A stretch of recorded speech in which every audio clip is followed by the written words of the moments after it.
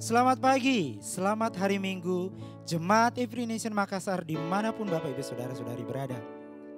Kami juga menyambut Bapak Ibu Saudari-saudari yang baru pertama kali bergabung dalam ibadah online service kami. Gereja Every Nation ada untuk menghormati Allah dan menjadikan murid. Mari kita siapkan hati kita akan memuji dan menyembah Dia. Sebab hanya Dia yang layak untuk kita tinggikan. Hanya Dia yang layak untuk kita muliakan. Mari kita berikan yang terbaik bagi Allah kita.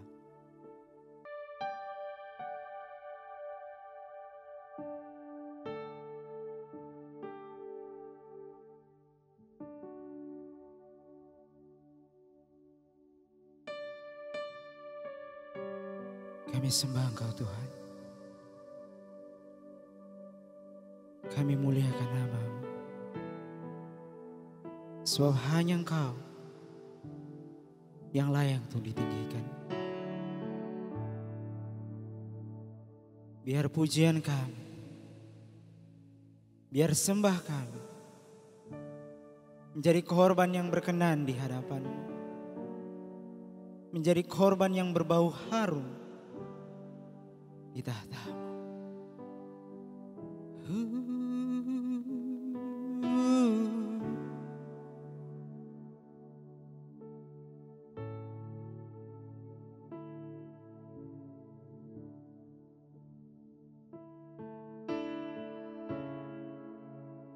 Oh, the glory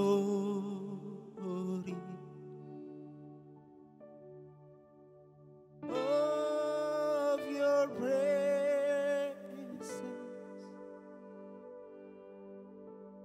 We your temple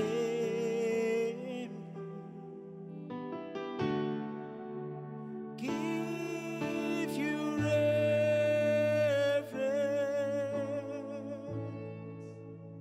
So arise from your rest and be blessed by our praise as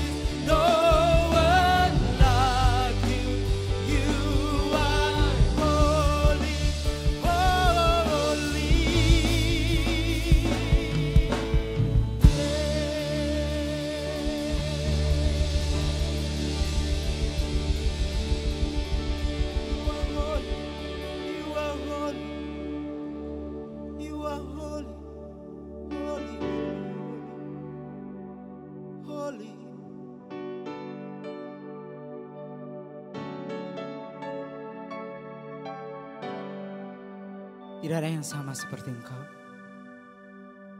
Engkau Allah yang kudus. Engkau Allah yang mulia. Engkau Allah yang agung. Engkau Allah yang perkasa.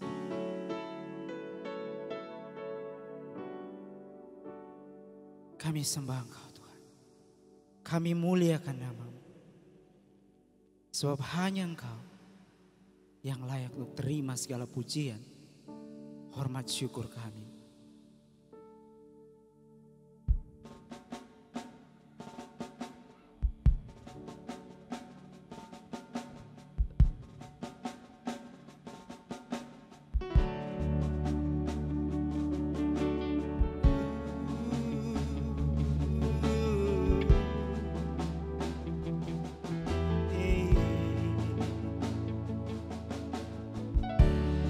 You are holy.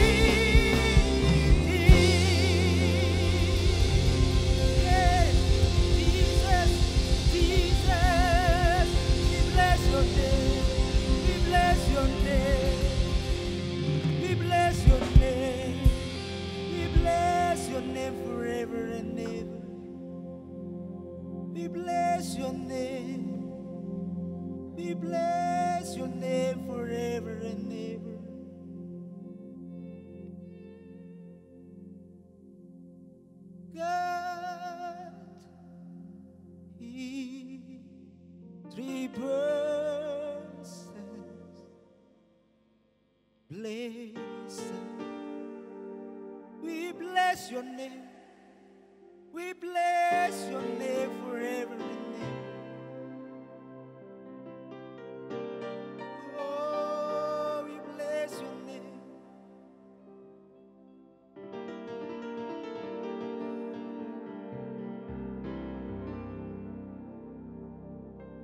God, in three persons, we bless your name. We bless your name forever and ever, forever and ever.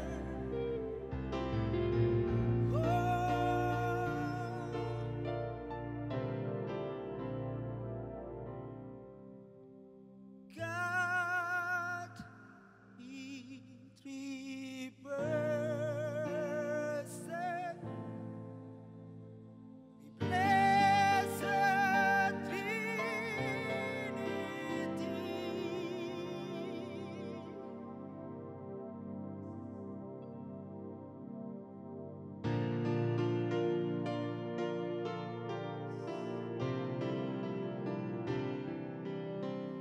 tidak ada yang lain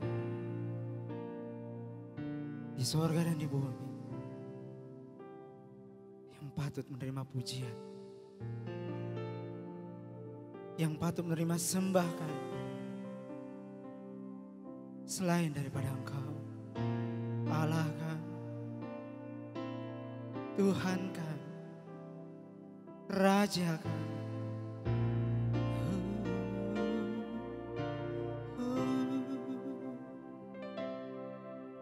Kami sembah, kami muliakan Engkau,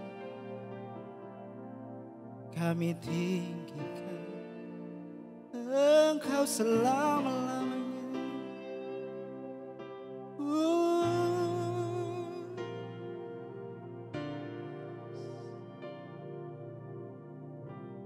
Biar setiap hati sujud menyembah Engkau. Biar setiap nafas memuliakan Engkau. Sebab hanya Engkau yang layak.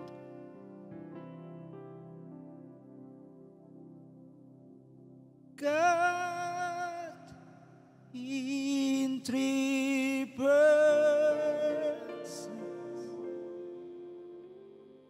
blessed Trinity.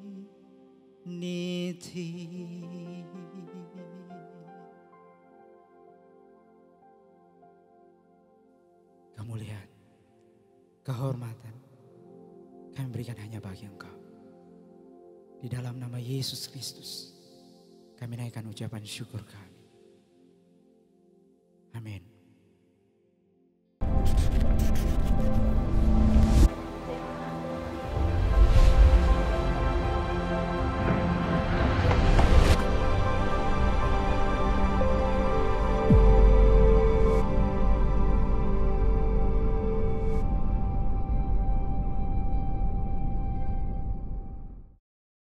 Amin, amin. Kita bersyukur hari ini kita telah memuji Tuhan, menyembah Tuhan. Kita percaya bahwa Allah kita adalah Allah yang kudus. Kudus, kuduslah Allah kita yang maha kuasa, yang bertahta di surga. Bumi dia adalah tumpuan kakinya dan surga adalah tahtanya. Kita bersyukur kepada Tuhan bahwa Tuhan selalu baik. Tuhan selalu memelihara kita hari demi hari. Selamat pagi dan selamat datang kembali di ibadah online kita pada hari ini. Saya percaya bahwa Dia Allah yang memiliki rencana yang besar dalam hidup kita masing-masing. Kita percaya juga bahwa Tuhan lah yang akan menggenapi setiap rencana di dalam hidup kita masing-masing. Setiap kita, pribadi demi pribadi. Saya percaya bahwa Tuhan selalu menggenapinya dalam kehidupan kita. Hari ini kita akan melanjutkan seri firman Tuhan di bulan Juni tentang garam dan terang. Kita percaya bahwa kita telah belajar pada minggu lalu. Kita belajar minggu lalu, sama-sama kita belajar tentang Allah melawan agama palsu. Allah menghendaki penyembah-penyembah yang benar yang akan menyembah Bapa di dalam roh dan kebenaran. Di dalam Yohanes pasal 4 ayat yang ke-23 dan 24 kita melihat di sana Tuhan Yesus mengatakan kepada perempuan Samaria bahwa Bapa menghendaki penyembah-penyembah yang benar, yang menyembah Bapa di dalam roh dan kebenaran. Dan pada hari ini kita akan sama-sama belajar tentang Allah melawan atau Allah menentang penindasan. Allah melawan penindasan. Ayat kita hari ini berasal dari Yesaya pasal 3 ayat yang ke-13 sampai dengan ayat yang ke-26. Dan untuk menghormati firman Tuhan, saya mengajak kita semua untuk mari kita sama-sama membaca ayat firman Tuhan kita dari Yesaya pasal 3 ayat yang ke-13 sampai dengan ayat yang ke-26. Saya akan membaca di sini dan Bapak Ibu Saudara-saudari bisa membaca di rumah atau bisa melihat ke layar saudara yang tertera.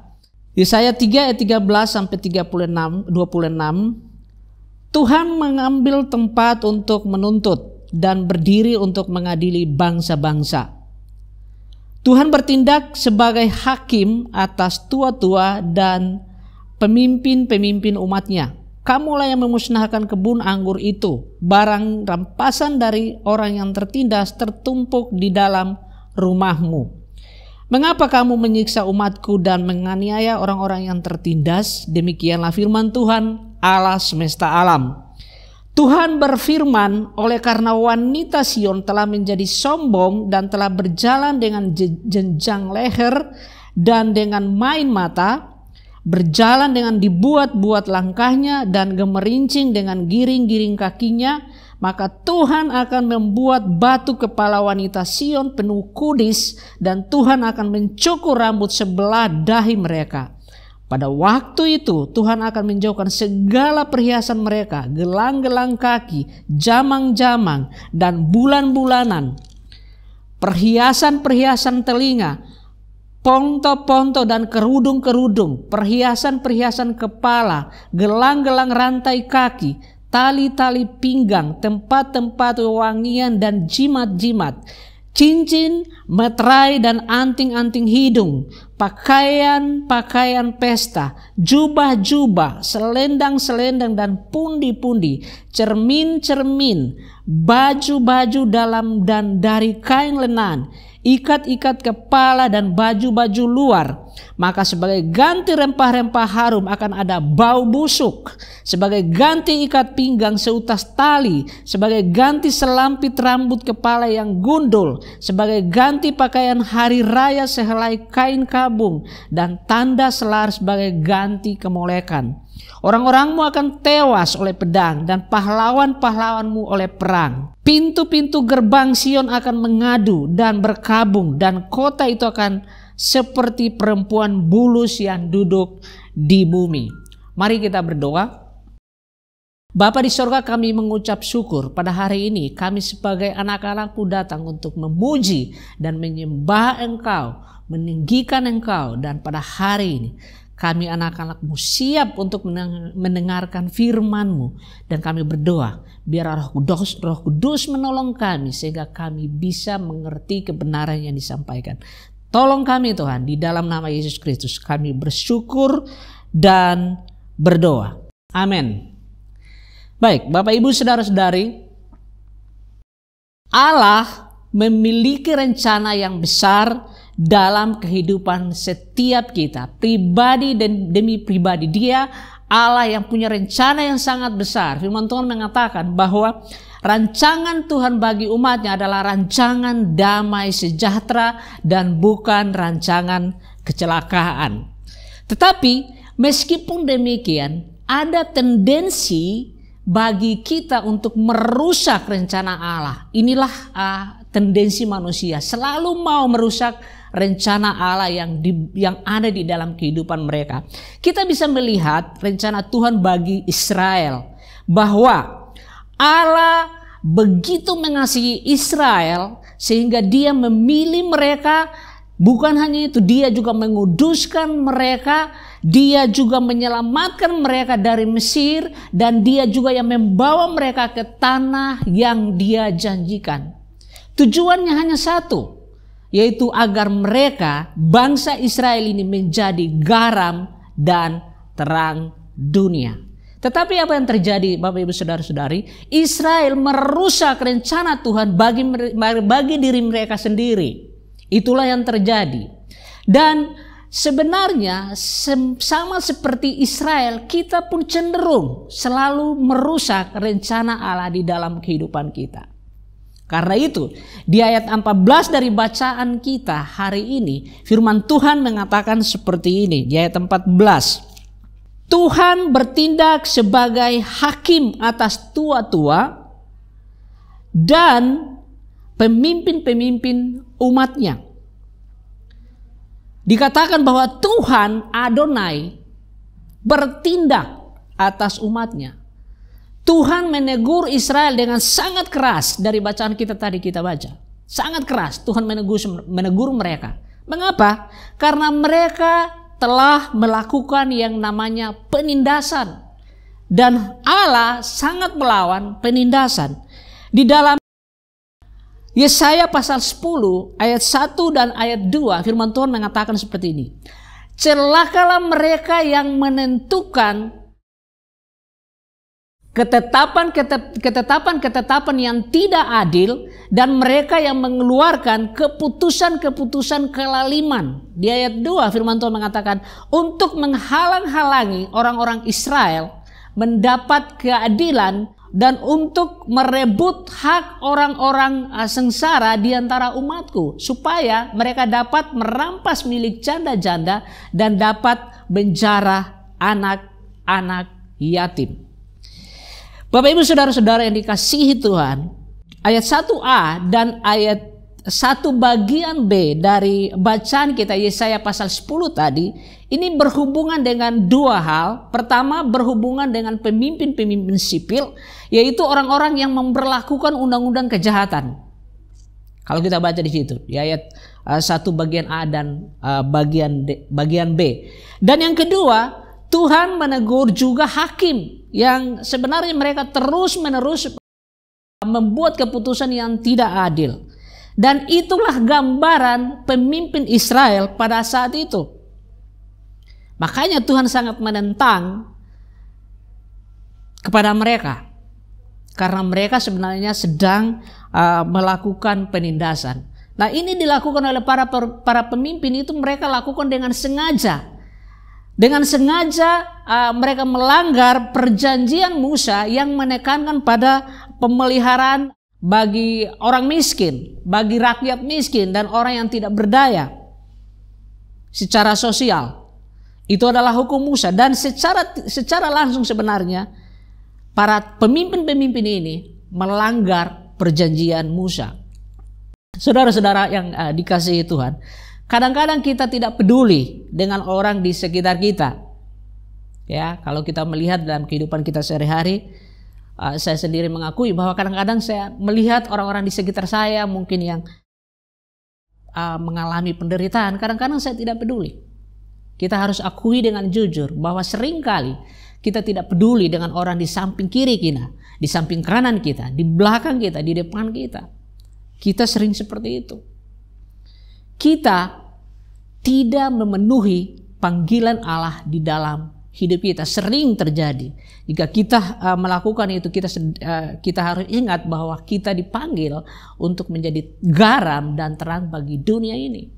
Karena itu kita harus bisa menunjukkan sikap peduli ini. Tetapi terkadang dalam hidup kita sering tidak peduli dengan orang lain. Kita harus berdoa ketika kita melihat apa yang terjadi di sekitar kita, agar Tuhan memakai kita untuk menjadi garam dan terang dunia. Setiap kali kita melihat situasi di sekitar kita dan melihat orang-orang di sekitar kita, kita harus berdoa supaya Tuhan pakai kita sebagai garam dan terang. Sebagaimana seharusnya kita berfungsi sebagai garam dan terang. Kenapa? Karena bagi Allah satu orang itu berharga di matanya. Allah peduli, dan kalau kita mengatakan kita anak-anak Allah, kita seharusnya juga peduli kepada lingkungan kita, kepada orang-orang di sekitar kita. Allah peduli kepada setiap orang, siapapun saudara, siapapun kita, siapapun orang lain. Tuhan Allah sangat peduli. Di dalam Amsal pasal 14 ayat 31 firman Tuhan mengatakan seperti ini. Siapa menindas orang yang lemah menghina penciptanya. Tetapi siapa menaruh belas kasihan kepada orang miskin memuliakan dia. Allah mendengar penindasan yang dialami oleh setiap orang. Siapapun itu. Dan Allah selalu menentang setiap orang yang melakukan penindasan. Karena itu hari ini kita berbicara bahwa Allah melawan penindasan. Allah melawan penindas. Ketika kita melihat situasi sekarang ini, kita melihat kita sudah hampir 2 tahun mengalami masa pandemi ini. Kita melihat di samping kiri kanan kita akibat daripada pandemi ini. Bagaimana kita memberikan respon? Bagaimana kita berespon terhadap akibat-akibat yang dihasilkan oleh pandemi ini? Saya membaca beberapa informasi. Survei Jobstreet mengatakan lebih dari 50% pekerja Indonesia kehilangan pekerjaan saat pandemi ini. Bukan hanya itu, sekitar 3,5 juta orang terkena PHK. Bapak Ibu, bagaimana kita berespon terhadap orang-orang yang di PHK? Bagaimana kita berespon terhadap orang-orang yang kehilangan pekerjaan di masa pandemi ini? Komisi Perlindungan Anak Indonesia mengatakan seperti ini, bahwa di masa pandemi eksploitasi anak masih terjadi saat ini, meningkat di masa pandemi. Bahkan 88 kasus eksploitasi anak di masa pandemi terjadi. Ada korban pekerja anak, ada korban prostitusi, ada perdagangan anak, dan juga ada adopsi yang ilegal terjadi di masa pandemi ini. Bapak Ibu saudara-saudara dikasihi Tuhan, bagaimana kita berespon terhadap lingkungan kita seperti ini, terhadap orang-orang di sekitar kita? Tuhan mau kita menjadi garam dan terang. Sebagai orang percaya, kita dipanggil untuk berbuat sesuatu. Kita dipanggil untuk membuat perbedaan, menjadi garam dan terang, menolong yang lemah dan yang tertindas. Kita dipanggil bukan untuk melakukan hal yang besar dan ajaib, tetapi membuat perbedaan. Kita dipanggil untuk menjadi garam dan terang dimanapun kita berada. Menjadi terang dalam keluarga kita.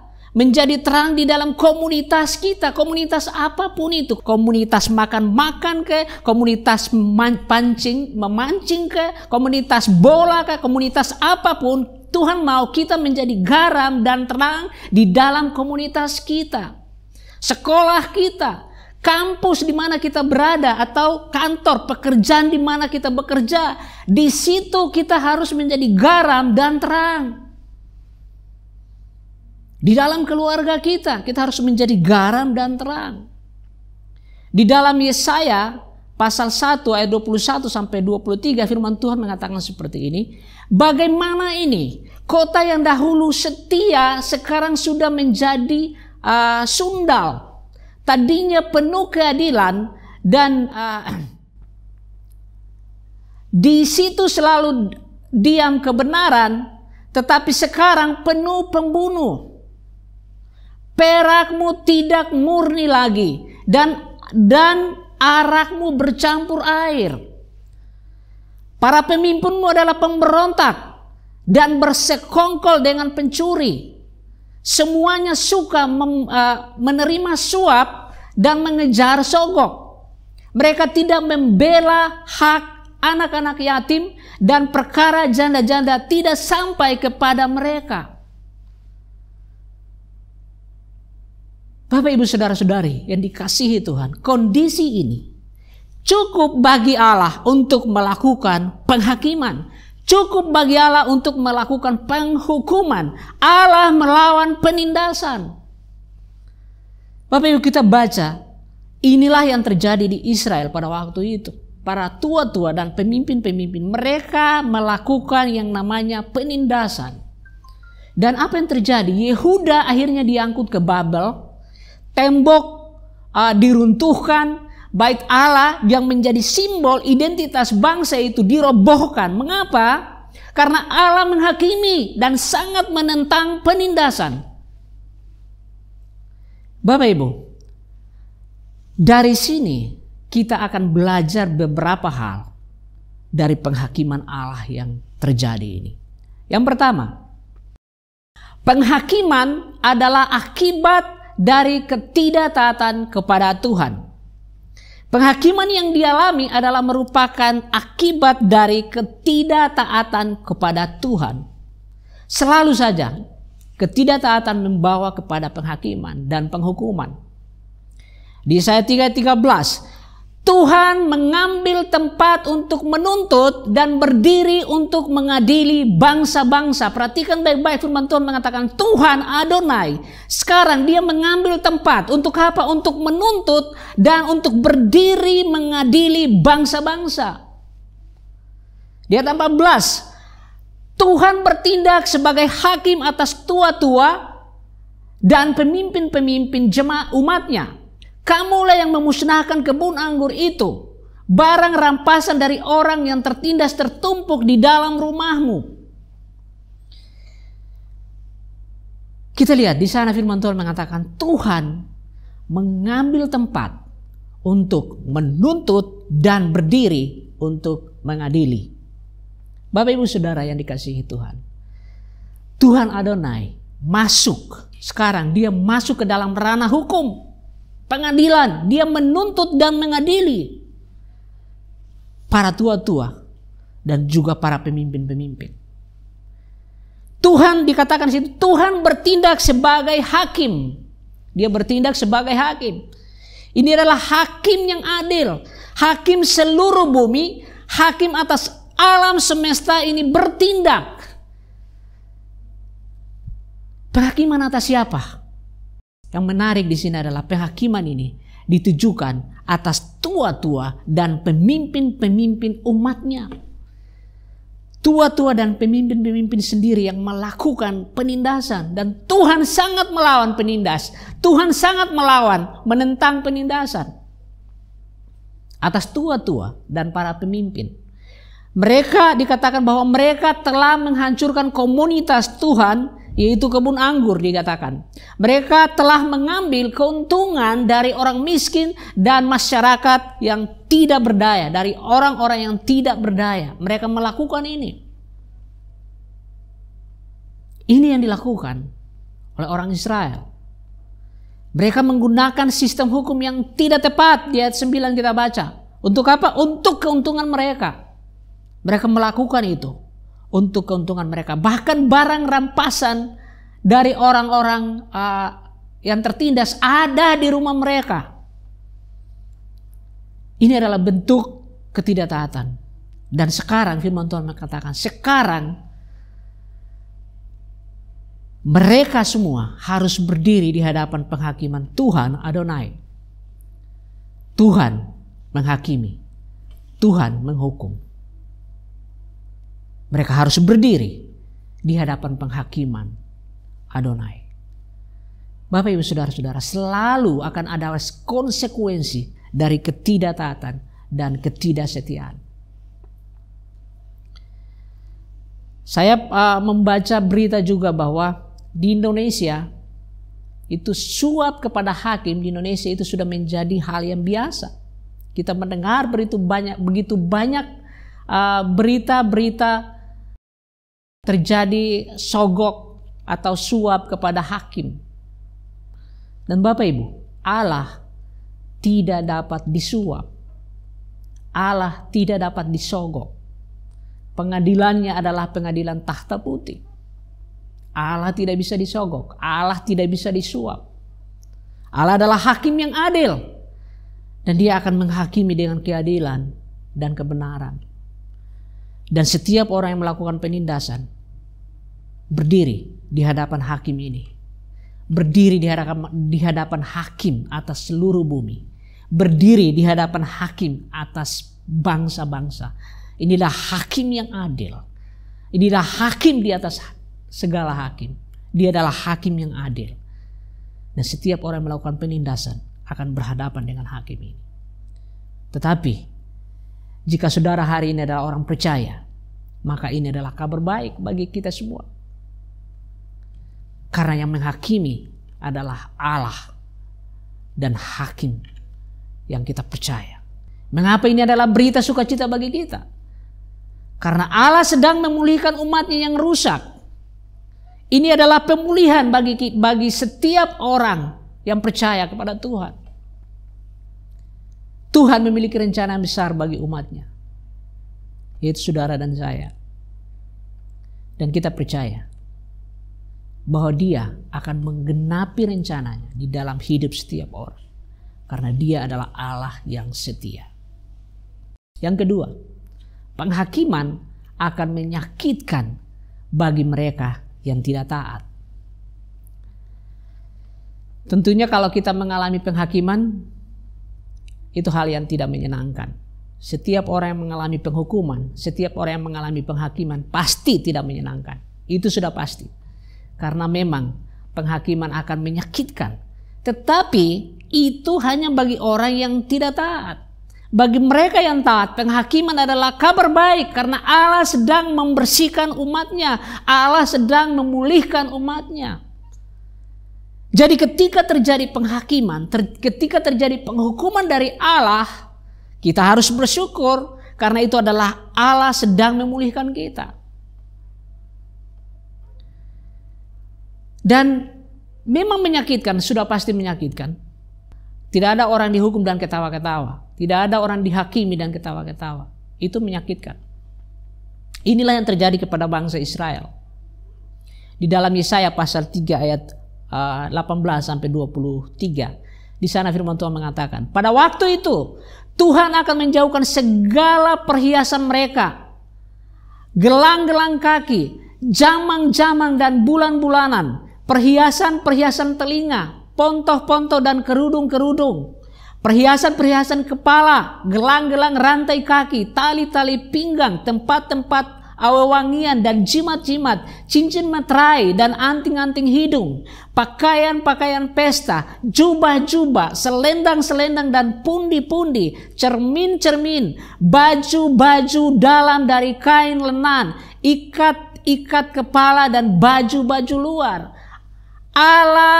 Ketika Allah menghakimi, kita tahu bahwa Israel dibersihkan, semuanya diambil. Allah menghakimi dan Allah membuang Israel kemana? Ke Babel, dan semuanya diambil dari mereka.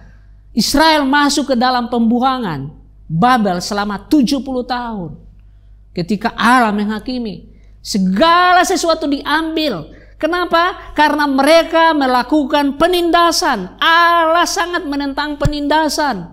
Dan Allah mengambil semuanya. Tadi kita barusan baca, Allah mengambil semuanya dari mereka.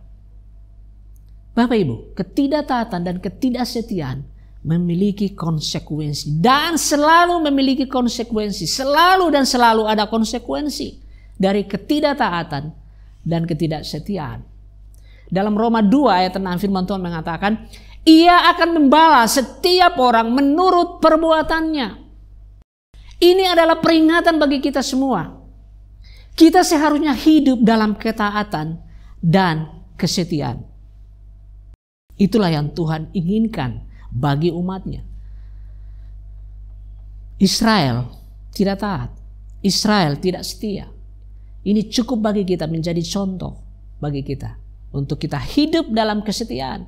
Jika seorang istri tidak setia kepada suaminya, maka akan ada konsekuensi di dalam pernikahan mereka. Demikian juga sebaliknya, jika seorang suami tidak setia kepada istrinya, akan ada konsekuensi di dalam pernikahan. Dalam segala segi kehidupan kita pun demikian. Kita harus setia. Ketidaksetiaan akan ada konsekuensi yang terjadi. Dan kita tidak bisa memilih konsekuensi. Kita tidak bisa memilih akibat dari apa yang telah kita lakukan. Saya berdoa agar kita memiliki rasa takut kepada Allah. Dan kita akan menghormati Dia. dan kita akan setia kepada Dia. Supaya kita semua hidup dalam kesetiaan dan ketaatan. Kenapa? Karena ada konsekuensi dari setiap apa yang kita lakukan. Ada konsekuensi dari tindakan-tindakan kita yang kita lakukan. Dan sekali lagi, Bapak Ibu, ini menjadi peringatan agar kita setia dan menjadi garam dan terang dalam keluarga kita. Yang ketiga, penghakiman bukanlah kata terakhir dari Tuhan. Di dalam Yesaya pasal 4 ayat 5 dan 6, di sana firman Tuhan mengatakan, Tuhan akan menjadikan di atas seluruh wilayah Gunung Sion dan di atas setiap pertemuan yang diadakan di situ segumpal awan pada waktu siang dan segumpal asap serta sinar api yang menyala-nyala pada waktu malam. Sebab di atas semuanya itu akan ada kemuliaan Tuhan sebagai tudung. Dan sebagai pondok tempat bernaung pada waktu siang terhadap panas terik dan sebagai perlindungan dan persembunyian terhadap angin ribut dan hujan. Wow, Bapak Ibu Saudara-saudara yang dikasihi, Tuhan setia menyertai umatnya. Kita barusan baca dari Yesaya tadi bahwa Tuhan akan menjadikan di atas seluruh wilayah Gunung Sion apa itu?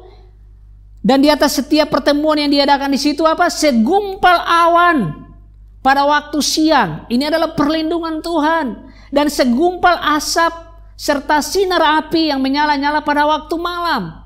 Wow, ini luar biasa. Tuhan setia menyertai umatnya. Dan dikatakan sebab di atas semuanya itu akan ada kemuliaan Tuhan sebagai tudung. Tudung adalah perlindungan. Tuhan tetap setia dan Dia tetap melindungi umatnya. Dan dikatakan dan sebagai pondok tempat bernaung pada waktu siang terhadap panas terik dan sebagai perlindungan dan persembunyian terhadap angin ribut dan hujan. Luar biasa. Dia sendiri, Tuhan sendiri yang akan menjadi pelindung bagi umatnya. Ya, Bapak Ibu Saudara-saudara yang dikasihi Tuhan, adalah kerinduan Allah untuk apa? Untuk memperbaiki hubungan yang telah rusak dengan Dia. Dialah yang berinisiatif untuk memperbaiki hubungan itu. Ada pemulihan yang Tuhan lakukan setelah Dia melakukan penghakiman. Kenapa? Karena Allah setia dengan janjinya. Dan kita tahu ceritanya bahwa Israel pada akhirnya dipulangkan dalam 2 gelombang. Dia memakai Yeremia dan juga Ezra untuk membawa pemulihan bagi umatnya. Kita tahu ceritanya bagaimana Ezra mulai bertekad, dia membaca, merenungkan firman Tuhan dan melakukan itu dan mengajarkannya kepada umatnya. Allah melakukan pemulihan. Tetapi yang menjadi persoalan adalah setelah mereka kembali dari pembuangan, Israel kembali dari pembuangan, mereka kembali lagi berbalik dari Allah. Setelah Yesaya bernubuat yang tadi kita sudah baca, Israel kemudian kembali meninggalkan Tuhan Allah mereka. Mengapa? Itulah hati manusia. Tendensi kita selalu mau melawan, selalu mau merusak rencana Allah. Itulah manusia. Ini merupakan problem terbesar manusia dan tidak ada seorang pun yang dapat memulihkan ini. Tidak ada satu pun, tidak ada seorang pun, tidak ada satu kekuatan pun yang bisa memulihkan ini. Tetapi Allah setia dengan janjinya. Allah mengetahui persoalan terbesar manusia, sekaligus Dia mengetahui solusi dari persoalan tersebut. Hanya Allah yang tahu solusi dari persoalan terbesar manusia. Di dalam Yesaya pasal 4 ayat 1-2 firman Tuhan mengatakan, pada waktu itu 7 orang perempuan akan memegang seorang laki-laki serta berkata, kami akan menanggung makanan dan pakaian kami sendiri, hanya dikatakan hanya biarlah namamu dilekatkan kepada nama kami. Ambillah aib yang ada pada kami. Nama adalah simbol dari orang sekaligus sifat dan karakternya. Tujuan dari tindakan ini kita bisa lihat di frasa berikutnya. Dikatakan ambillah aib yang ada pada kami. Aib bisa merujuk kepada satu, simbol dari dosa dan pemberontakan kepada Tuhan. Yang kedua, mereka menjadi janda karena banyak suami telah tewas dalam pertempuran. Dan yang ketiga, janda bisa merujuk kepada diceraikan oleh Tuhan Adonai. Dalam Yesaya 54 ayat 4. Dikatakan di sana, ambillah aib yang ada pada kami. Pertanyaannya adalah, siapa yang dapat mengambil aib ini? Siapa yang bisa mengambil aib ini? Ada dua kemungkinan. Yang pertama, orang-orang benar. Di pasal 3 ayat 10. Siapa itu orang benar? Adakah orang benar? Atau kemungkinan kedua adalah cabang mesianik di dalam pasal 4 ayat 2 sampai dengan ayat 6. Dan kemungkinan yang terbesar adalah kemungkinan kedua, cabang mesianik. Tidak ada satu pun yang bisa mengambil aib itu. Tidak ada seorang pun yang bisa mengambil aib itu kecuali dari cabang mesianik ini.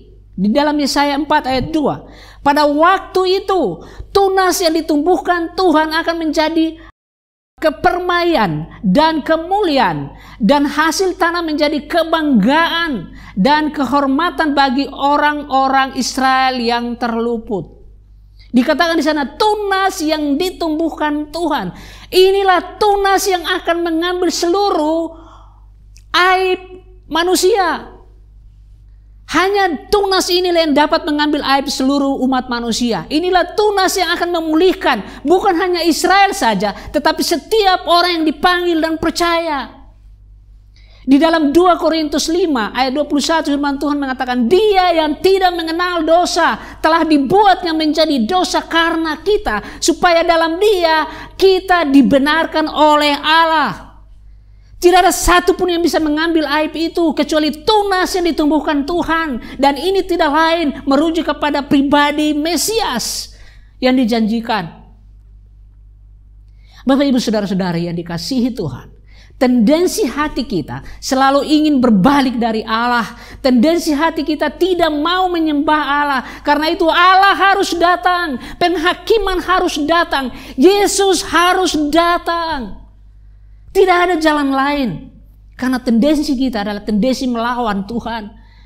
Kita tidak bisa dipulihkan. Tidak ada satu pun yang bisa mengambil aib itu. Allah harus datang. Penghakiman harus datang. Yesus harus datang. Sebab itu, di atas kayu salib Dia menerima semua penghakiman Allah yang harus dijatuhkan atas manusia. Hanya dengan cara ini, aib kita diambil dan hati kita dipulihkan dan hubungan kita dengan Allah akan direstorasi. Wah, Yesus mengambil semua dosa-dosa kita supaya kita benar di hadapan Allah yang Maha Kudus. Memang benar Yesus mati, tetapi kita tahu pada hari yang ketiga Dia bangkit dari antara orang mati dan Dia mengalahkan maut, dan Dialah yang memiliki kemampuan untuk merestorasi kita. Dialah yang berhak, Dia yang bisa mengambil aib seluruh umat manusia. Saudara-saudara, Tuhan mau hati kita benar di hadapan Dia. Karena itu Yesus datang. Dia mengambil semua penghakiman dan penghukuman yang harusnya dijatuhkan atas kita. Tetapi Dia mengambil itu. Ketika Tuhan ingin memulihkan hati kita, Dia juga akan memulihkan setiap orang di sekitar kita. Karena itulah kita harus berfungsi sebagai garam dan terang bagi dunia ini. Tuhan Yesus mengatakan di dalam Matius 5 ayat 13 dan 14. Di ayat 13 Tuhan Yesus mengatakan kamu adalah garam dunia. Di ayat 14 Tuhan Yesus mengatakan kamu adalah terang dunia. Bapak ibu saudara-saudari, dunia semakin hari mengalami pembusukan dan semakin hari semakin gelap. Karena itu bangkitlah, karena untuk itulah kita dipanggil menjadi garam dunia dan menjadi terang dunia. Apa artinya menjadi garam dan terang dunia?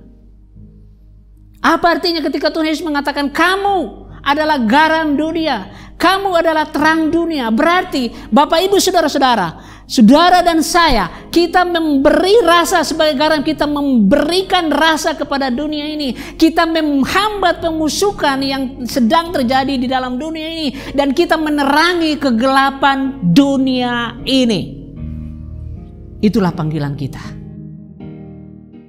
Mari kita berdoa. Bapa di surga, kami mengucap syukur. Terima kasih untuk firman-Mu. Pada hari ini, Kau memanggil kami agar kami menjadi garam dan terang dunia. Engkau tidak menginginkan setiap orang percaya melakukan penindasan. Engkau tidak mau melihat penindasan. Dan karena itu kami berdoa dalam nama Yesus Kristus supaya kami bisa peduli kepada orang lain ketika kami melihat di sekitar kami. Kami peduli kepada mereka. Biarlah kami bisa menjadi garam dunia. Biarlah kami bisa menjadi terang dunia. Kenapa? Karena kami adalah garam dunia. Kami adalah terang dunia. Kami memberikan rasa kepada dunia ini. Memberikan rasa kepada setiap orang di sekitar kami. Kami menghambat pembusukan yang sedang dialami oleh dunia ini. Dan orang-orang di sekitar kami, lingkungan di sekitar kami sedang menuju pembusukan. Dan sebagai garam, kami harus bisa menghambat pembusukan. Dunia semakin hari semakin gelap. Biarkanlah kami dipakai sebagai orang-orang yang menerangi dunia ini. Karena kami adalah terang dunia. Bapa di surga, kami mengucap syukur. Terima kasih untuk firman-Mu. Kau meteraikan firman-Mu kepada kami semua. Di dalam nama Yesus Kristus kami bersyukur dan berdoa. Amin.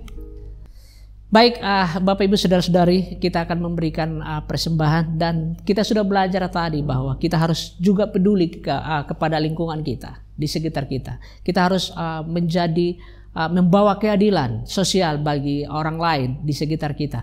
Memberikan itu, kita juga selain kita memberikan perpuluhan, janjiman kita, offering kita juga akan memberikan kesempatan kepada Bapak Ibu saudara-saudari untuk mengambil bagian dalam tanggung jawab sosial kita untuk membantu orang-orang miskin, membantu orang-orang yang lemah. Kita juga mensupport orang-orang yang mungkin terjun di lapangan untuk memberitakan Injil, dan juga untuk secara khusus untuk membantu orang-orang yang ada di sekitar kita.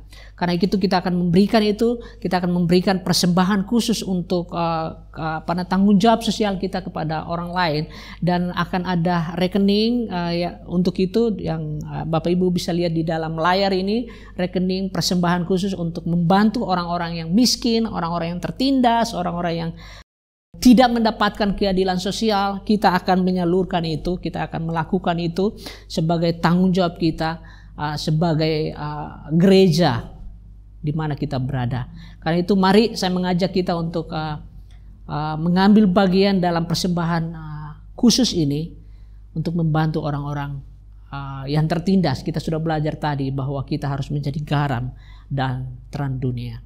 Karena itu mari kita berdoa. Jika Bapak Ibu sudah siap untuk memberikan persembahan, janjiman, perpuluhan, dan juga persembahan khusus yang akan kita mulai, mari kita berdoa untuk persembahan kita. Bapa di surga, kami mengucap syukur. Terima kasih untuk hari ini Engkau memberikan kami firman yang membuat kami bisa melihat bahwa kami adalah garam dan terang dunia. Karena itu kami berdoa dalam nama Yesus Kristus, berikan hati kami untuk bisa mengambil bagian di dalam bertanggung jawab secara sosial di mana kami berada sebagai gereja-Mu, Tuhan. Kami berdoa dalam nama Yesus Kristus, biarlah ini bisa dipakai untuk menyatakan keadilan sosial. Karena itu kami sebagai gereja, kami sebagai orang-orang yang mengenal Engkau, sebagai murid-murid-Mu, kami mau mengambil bagian. Kami mengucap syukur Tuhan, biarlah Tuhan sendiri yang memberkati apa yang diberikan oleh setiap orang dengan hati yang tulus. Kami percaya Tuhan akan menambahkan, memberikan berkat-Mu melimpah dalam kehidupan setiap orang. Terima kasih Tuhan, kami berdoa untuk offering, perpuluhan, janji iman, persembahan khusus kami Tuhan. Di dalam nama Yesus Kristus berkati ini. Kami mengucap syukur dan berdoa. Dalam nama Yesus Kristus. Amin. Selamat memberi.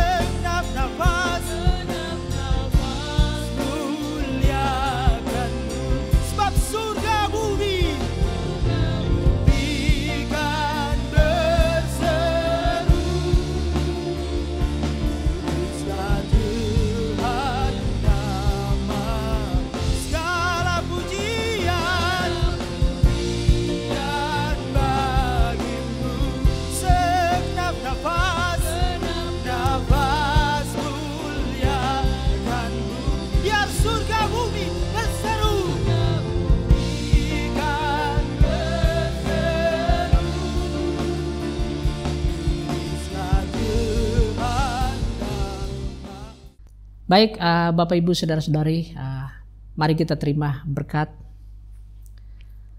Berkat dari Allah dan Bapa kita, Tuhan Yesus Kristus, kiranya menyertai kita hari ini, seterusnya, dan sampai selama-lamanya. Roh Kudus akan menolong kita untuk melakukan apapun di dalam kehidupan kita untuk menjadi garam dan terang dunia. Pada hari ini, biarlah kekuatan Roh Kudus dari tempat yang maha tinggi dicurahkan kepada kita semua, agar kita semua dimampukan untuk menjadi garam dan terang dunia. Berkat dari Allah Abraham, Ishak, dan Allah Yakub menyertai kita semua. Dalam nama Yesus Kristus. Amin.